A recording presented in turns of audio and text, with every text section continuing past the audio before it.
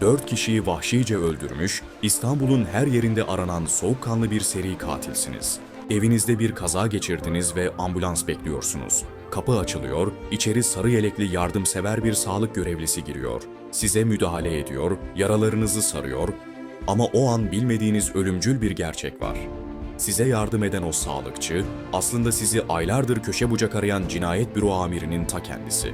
Türk polis tarihinin en büyük blöfüne, avcının avının inine silahsız girdiği o nefes kesen operasyona hoş geldiniz.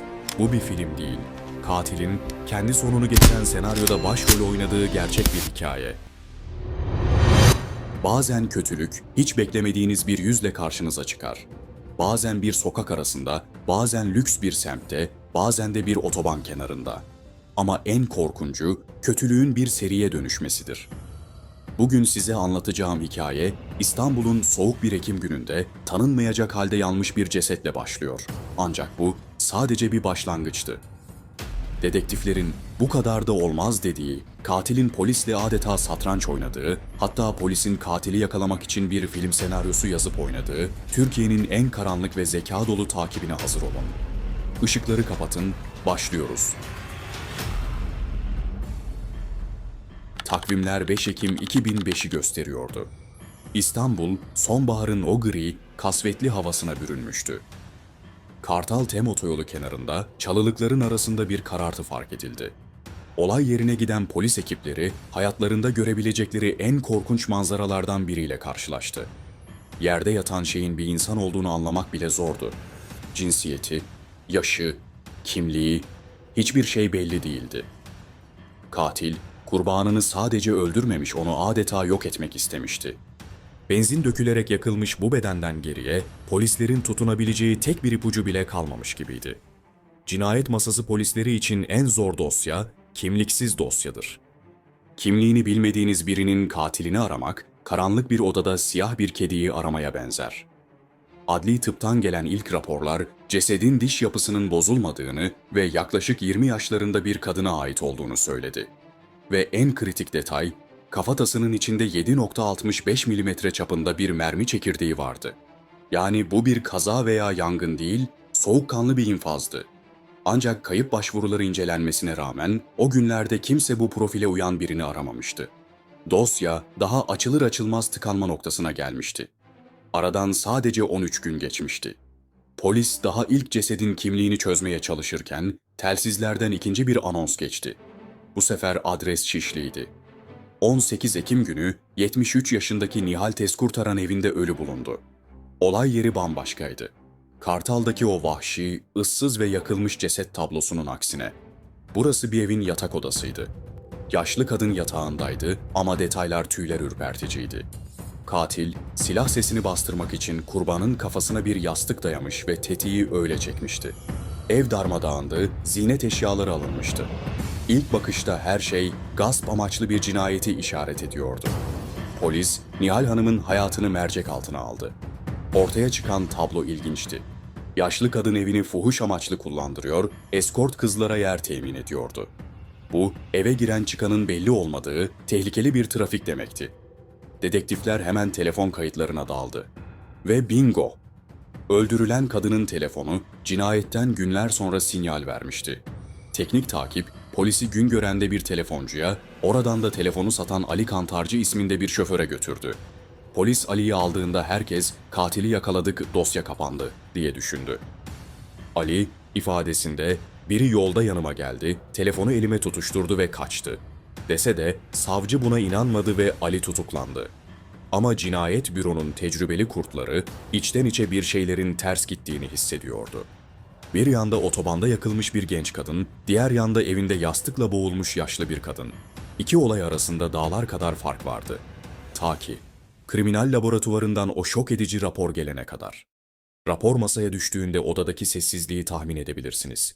Kartal'da yakılan meçhul kadının kafasından çıkan mermi ile Şişli'de evinde öldürülen Nihal Tezkurtaran'ın kafasından çıkan mermi. İkisi de aynı silahtan çıkmıştı. Bu ne demekti biliyor musunuz? İçeride tutuklu olan Ali Kantarcı ya masumdu ya da dışarıda bir suç ortağı vardı. Ama daha korkuncu, İstanbul sokaklarında elinde 7.65 bir silahla dolaşan ve hem vahşice yakarak hem de soğukkanlıca ev basarak insan öldüren bir hayalet vardı. Tam bu sırada Kayıp Şahıslar Bürosu'na beklenen başvuru geldi. Ailesi 29 yaşındaki Begüm Tenekekesi'nden haber alamıyordu. Yapılan DNA eşleşmesi acı gerçeği doğruladı. Kartal'da yakılan o kimsesiz beden Begüm'e aitti. Artık polisin elinde 2 kurban, tek bir silah ve dışarıda serbest gezen bir seri katil profili vardı. Polis ekipleri alarma geçmişken katil durmadı. 11 Kasım 2005. Yine Kartal, yine TEM otoyolu kenarı. Dedektifler olay yerine gittiklerinde dejavu yaşadılar. Yine bir kadın cesedi, yine yakılmaya çalışılmış, yine aynı bölge. Tek fark, bu sefer ceset tamamen yanmamıştı. Kurbanın adı Gökçe Şendil'di. Ve evet, otopside kafasından çıkan mermi yine aynı silahı işaret ediyordu. Artık şüphe yoktu. Katil, polisle dalga geçer gibi aynı bölgeye ceset atıyordu. 3 kurban, üçü de aynı silah. Polis üzerindeki baskı devasaydı. Medya, halk, emniyet müdürleri, herkes "kim bu adam?" diyordu. Ama katil arkasında ne bir kamera görüntüsü, ne bir görgü tanığı, ne de bir parmak izi bırakıyordu. Tam bir profesyonel miydi, yoksa şeytanın şansı mı yanındaydı?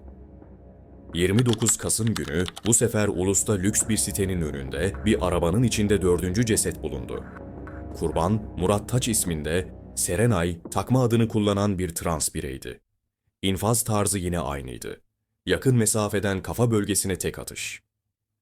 Balistik inceleme sonucu yine o lanet olası 7.65 silahı işaret etti. Ancak bu sefer katil bir hata yapmıştı. Ya da belki de yorulmuştu. Arabanın içinde yapılan detaylı incelemede sağ kapı direğinde ve iç kısımda silik de olsa parmak izleri bulundu. Polisler laboratuvarda nefeslerini tutarak sonucu bekledi ve sistem eşleşmeyi verdi. Parmak izleri Şule Özbakan isminde bir kadına aitti. Şule Özbakan kimdi? Bir hastanede hemşireydi. Ama dahası vardı. Polisin daha önce ifadesini aldığı eskort kızlardan biriydi ve maktullerin hepsiyle bir şekilde bağlantısı vardı.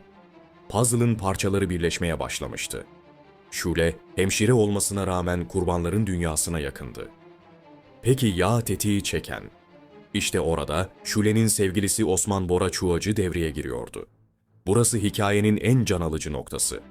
Polis Şule ve Osman'ı tespit etti ama ellerinde cinayet silahı yoktu.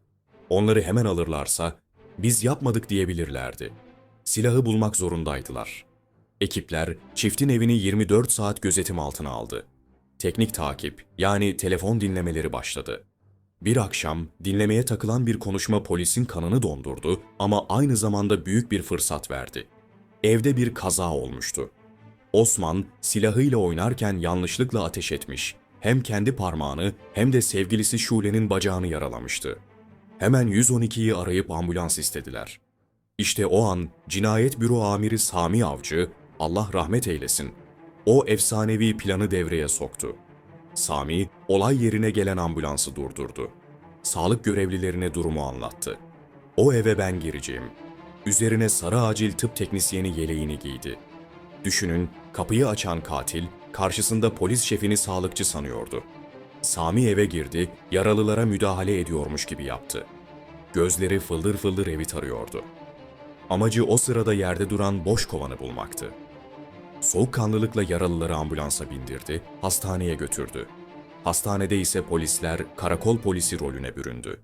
Osman ve Şule basit bir yaralama olayı yüzünden karakola götürüldüklerini sanıyorlardı. Oysa etraflarındaki herkes sivil cinayet polisiydi. Karakolda Osman'a çok iyi davrandılar. Çay ikram ettiler. "Geçmiş olsun kardeşim, olur böyle kazalar" dediler. Osman rahatladı. "Oh be, cinayetler anlaşılmadı" diye düşündü. Ve o rahatlıkla hayatının hatasını yaptı. Telefonunu çıkardı, dışarıdaki bir tanıdığına değil, kendi kendine bir not gibi düşündüğü o mesajı atmaya çalıştı veya birini aradı. "Silahı mutfaktaki sehpanın arkasına sakladım, hemen yok edin." Polis zaten hattı dinliyordu. Mesaj görülür görülmez savcıdan izin alındı. Eve baskın yapıldı ve o 4 canı alan 7.65 Browning marka silah eliyle koymuş gibi bulundu. Oyun bitmişti. Karakolda o iyi polislerin bir anda cinayet masası dedektifine dönüştüğü anı hayal edin. Osman Bora Çuğacı karşısına konulan deliller ve silahla birlikte çöktü. tüm cinayetleri soğukkanlılıkla itiraf etti. Begüm'ü para anlaşmazlığı yüzünden Nihal'i gasp ederken silah tutukluk yapınca panikleyip Gökçe'yi silahını elinden almaya çalıştı diye Serenay'ın ise bir futbol maçı iddiası sonrası çıkan kavgada öldürdüğünü anlattı. Sebepler o kadar basitti ki insan hayatının bu kadar ucuz olması kan dondurucu. Osman Bora Çuhacı, işlediği her cinayet için ayrı ayrı ağırlaştırılmış müebbet, hapis cezasına çarptırıldı. Sevgilisi Şule ise delil yetersizliğinden bir süre sonra serbest kaldı. Bu olay sadece bir suç dosyası değil, Türk polisinin zekasını, sabrını ve bir katili yakalamak için nasıl bir aktör gibi rol yapabildiğini gösteren bir dersti. Karanlıkta işlenen suçlar gün ışığına çıkmaya mahkumdur. Yeter ki o ışığı tutacak doğru insanlar olsun. Bir sonraki dosyada görüşmek üzere. Kendinize iyi bakın ve kapınızı kime açtığınıza dikkat edin.